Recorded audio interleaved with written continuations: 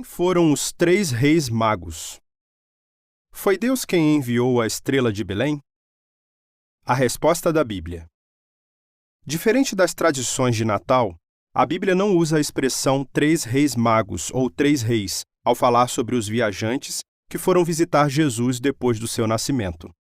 Na verdade, ao escrever esse relato, Mateus usou a palavra grega magoi para se referir àqueles que visitaram Jesus.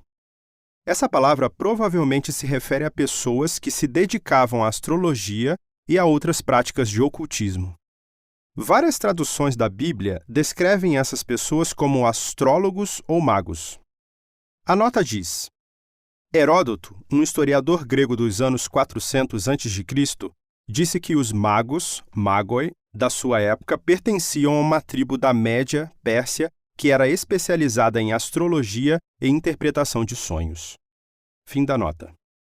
Quantos magos visitaram Jesus? A Bíblia não diz.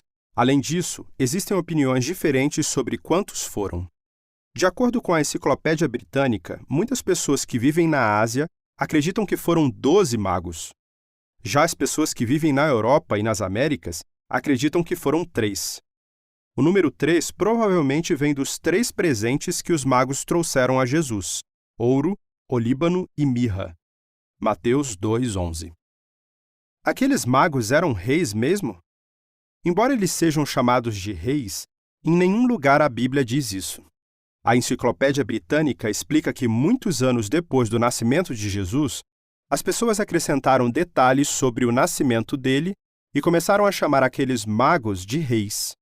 Isso foi feito com o objetivo de tornar a história mais bonita. Qual era o nome dos magos? A Bíblia não diz qual era o nome deles. De acordo com a Enciclopédia Bíblica Padrão Internacional, os nomes que foram dados a eles, Gaspar, Belchior e Baltazar, se baseiam apenas em lendas. Quando os magos visitaram Jesus? Os magos, ou astrólogos, provavelmente visitaram Jesus vários meses depois do nascimento dele. Nós sabemos disso porque o rei Herodes, que queria matar Jesus, mandou que todos os meninos que tinham 2 anos de idade ou menos fossem mortos. Herodes calculou essa idade com base nas informações que recebeu dos astrólogos. Os astrólogos não visitaram Jesus na mesma noite em que ele nasceu. A Bíblia diz: ao entrarem na casa, viram a criancinha com Maria, sua mãe. Mateus 2:11. Isso mostra que Jesus e seus pais já estavam morando numa casa e que ele não era mais um recém-nascido numa manjedoura. Foi Deus quem enviou a estrela de Belém? Algumas pessoas acreditam que foi Deus quem enviou a suposta estrela de Belém para guiar os astrólogos até Jesus. Vamos ver como a Bíblia mostra que isso não é verdade. A suposta estrela levou os astrólogos primeiro a Jerusalém. A Bíblia diz: astrólogos vindos do Oriente chegaram a Jerusalém dizendo: onde está aquele que nasceu para ser rei dos judeus?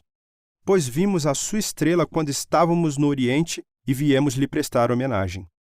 Mateus 2:1 e 2. O rei Herodes foi o primeiro a indicar que os astrólogos fossem até Belém. Só depois a estrela os guiou até lá. Herodes ficou com medo quando os astrólogos chamaram Jesus de rei dos judeus. Por isso, ele quis saber onde o Cristo ia nascer. Quando ele descobriu que o Cristo nasceria em Belém, Herodes enviou os astrólogos até lá para procurar a criança e trazer notícias a ele.